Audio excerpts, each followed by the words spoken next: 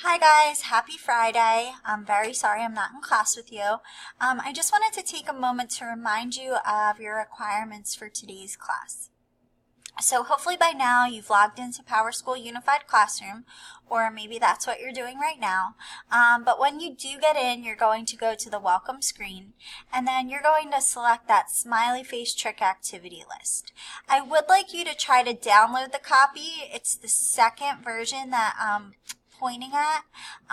The reason is that way you can mark off your progress and you can save a copy to your OneDrive. So I'm clicking, mine is loading, and here it comes.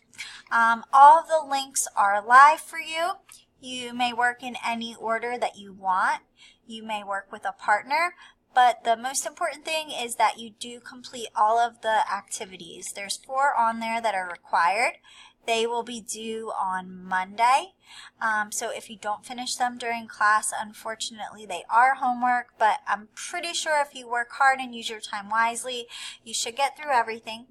If for some reason you do finish early, you have some optional activities that you can choose from down here. So if you have questions for whatever reason, feel free to email me. Otherwise, have a great day and a great weekend, and I will see you guys on Monday.